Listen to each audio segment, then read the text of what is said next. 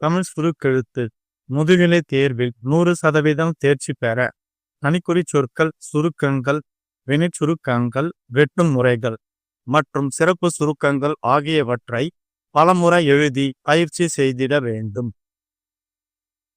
ஜனவரி 2000 தனிக்குறி சொற்கள், சுருக்கங்கள், வினை சுருக்கங்கள். இந்த, உங்கள், கூட்டுறவு, சங்கம், உங்களின் என்பதில் ஐயமில்லை. இந்திய செய்யப்பட்டுள்ள சனநாயகத்தின் என்று, என்றே, அவற்றை, என்பதை, வாழ்க்கையில் இவ்வாறு அல்லது செய்யலாம். ஆனால் ஒரு என்பது அவர்கள் பின்பற்றி அவர்களின் அடிப்படையில் இருக்க வேண்டும். நிறுவனத்தை விற்பனை செய்ய தங்களால் ஏற்படுத்த ஆதரவுக்கும் எங்களுடைய வெட்டுமுறைகள். அன்பார்ந்த பத்திரிகையாளர்களே, பெருமகிழ்ச்சி அடைகிறேன். கடற்கரை பகுதியில் நெஞ்சார்ந்த பாராட்டுக்களை பத்திரிகை துறை பெரிதும் வளர்ச்சி, மக்களாட்சி முறையில் அரசியல் அமைப்பு நினைவூட்ட விரும்புகிறேன், குறிப்பிட விரும்புகிறேன். தெரிவிக்கும் முறையில் ஒவ்வொரு பத்திரிகையும் அரசின் கொள்கை. பத்திரிகை துறையே முன்னேற்ற பாதையில். பத்திரிகை தொழில் வித்தியாசமான தொழில். எழுதும் கடிதம், தேதியிட்ட கடிதம் 10,000. தங்கள் நம்பிக்கையுள்ள சிறப்பு சுருக்கங்கள் தெரிவித்துக் கொள்கிறேன். வீட்டு வசதி, கடன் உதவி, சட்டமன்றம், நீதிமன்றம், ஆட்சி மன்றம், அளிக்க வேண்டியது, கற்க முடியும், செயல்பட வேண்டும். நிறைவு செய்கிறேன். தமிழ்நாடு அன்புடையீர். நீண்டகால கேட்டுக்கொள்கிறோம். அனுப்பி வைக்கப்படும் உதவிடும் கேட்டுக்கொள்கிறேன். 15 seconds.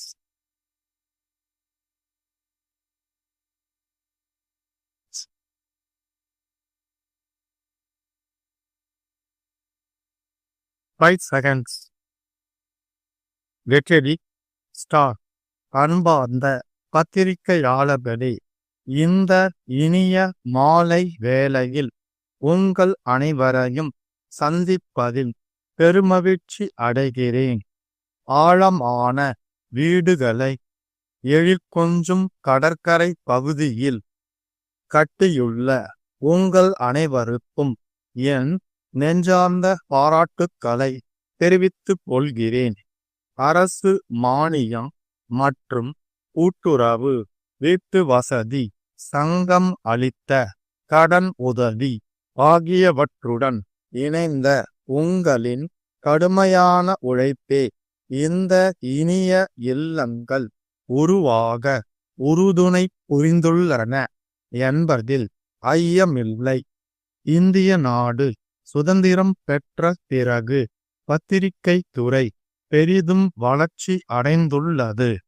மக்களாட்சி முறையில் அரசியல் அமைப்பு சட்டத்தில் உறுதி செய்யப்பட்டுள்ள உரிமைகளை சுட்டிக்காட்டும் பெரிய பொறுப்பு இத்துறைக்கு உண்டு. சட்டமன்றம், நீதிமன்றம், ஆட்சி மன்றம் ஆகிய மூன்றும் சனநாயகத்தின் அங்கங்கள் எனப்படும். அவைகள் திறமையுட செயல்பட துணை நிற்கும். நான்காவது அங்கமாக விளங்குவது பத்திரிகை துறை என்று குறிப்பிடுவது பொருத்தமுடையதாக உள்ளது என்றே கருதுகிறேன். பேச்சுரிமை, எழுத்துரிமை, சமூக நீதி உரிமைகள் பற்றிய விவரங்களை எடுத்து கூறவும் அவற்றை அடைய அணுக வேண்டிய வாயில்கள் குறித்தும் பாரபட்சமற்ற முறையில் வழிகாட்டுவது உங்களின் தலையாய கடமை என்பதை நினைவூட்ட விரும்புகிறேன்.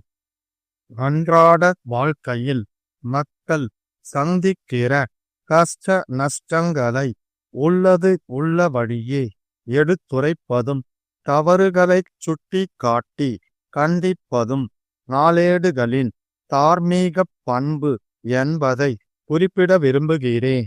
செய்திகள் வெளியிடும் தன்மையில் உண்மையும் விமர்சனங்களையும் தெரிவிக்கும் முறையில் பொறுப்புணர்வையும் காட்டுவது மிகவும் அவசியமானதாகும். இவ்வாறு தூய்மையோடும் சுதந்திரத்தோடும் பணியாற்றி வரும் செய்தித்தாள்களை மக்கள் ஆர்வத்துடன் வாங்கி படிக்கின்றனர். ஒவ்வொரு பத்திரிகையும் தான் வகுத்து கொண்ட கொள்கைக்கேற்ற கண்ணோட்டத்தில் அரசின் கொள்கை அல்லது செயல்பாட்டை விமர்சனம் செய்யலாம். ஆனால் உண்மையான வகையில் செய்திகளை அளிக்க வேண்டியது இன்றியமையாததாகும். சனநாயகத்தின் முறையான செயல்பாட்டிற்கு உறுதுணையாக அமையும் ஒரு உயிரோட்டமுள்ள பத்திரிகை துறையே நாட்டை முன்னேற்ற பாதையில் அழைத்து செல்ல இயலும். பத்திரிகை தொழில் என்பது ஒரு வித்தியாசமான தொழில் ஆகும். அதன் திறன்களை ஒரு குறிப்பிட்ட அளவுதான் கற்க முடியும். அதற்கு மேல் அனுபவம் மூலமே அறிய இயலும். தமிழக பத்திரிகையாளர்களுக்கு ஒரு பெரும் பாரம்பரியம் உண்டு. புகழ்பெற்ற தலைவர்கள் இந்த தொழிலில் பணியாற்றி உள்ளனர். பத்திரிகை தர்மத்தின் உயரிய தர கோட்பாடுகளை அவர்கள் பின்பற்றி மக்களின் சமூக உணர்வுகளை சீர்செய்து தேவையற்ற கிளர்ச்சிகளையும் போராட்டங்களையும் தவிர்க்க பாடுபட்டனர். அவர்களின் வழியை பின்பற்றி சமுதாயத்தில் வளமான சனநாயக மரபுகளை உண்டாக்க உதவிகரமாக செயல்பட வேண்டும். உங்களின் விமர்சனங்கள் உண்மையின் அடிப்படையில் அமைந்த ஆக்கபூர்வமான விமர்சனங்களாக அனைவரும் வரவேற்கும் வகையில் இருக்க வேண்டும் என கூறி என் உரையை நிறைவு செய்கிறேன். சென்னை தங்கமணி தேயிலை விற்பனை நிலைய அலுவலர், நீலகிரியில் உள்ள தமிழ்நாடு தேயிலை தோட்ட கழக மேலாண்மை இயக்குனருக்கு எழுதும் கடிதம். அன்புடையீர், தங்கள் 6/6/1998 தேதியிட்ட கடிதம் கிடைத்தது. எங்கள் நிறுவனம் கடந்த 10 ஆண்டு காலமாக தேயிலை தூள் வியாபாரத்தில் ஈடுபட்டுள்ளது. 7 தனியார் நிறுவனங்களுடைய சென்னை மாவட்ட முகவராக செயல்பட்டு வருகிறோம். தேயிலை தூள் விற்பதில் நீண்டகால அனுபவம் உள்ள எங்கள் நிறுவனத்தை தங்களின் சென்னை மாவட்ட முகவராக நியமிக்க வேண்டும் என கேட்டுக்கொள்கிறோம். ஆண்டொன்றுக்கு எங்களால் 10,000 டன் தேயிலை தூள் விற்பனை செய்ய இயலும். தங்களால் அனுப்பி வைக்கப்படும் சரக்குகளுக்கு 30 நாட்களுக்குள் பணம் செலுத்திவிடுவோம். என்று உறுதியளிக்கிறோம்.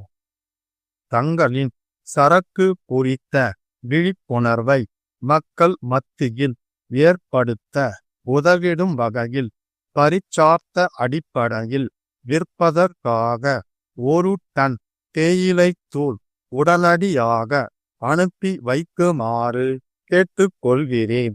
இதற்கான காசோலை இணைக்கப்பட்டுள்ளது. தங்கள் ஒத்துழைப்புக்கும் ஆதரவுக்கும் எங்களுடைய நிறுவனம் கடமைப்பட்டதாக இருக்கும் என தெரிவித்துக் கொள்கிறேன். தங்கள் நம்பிக்கையுள்ள ஸ்டாப்.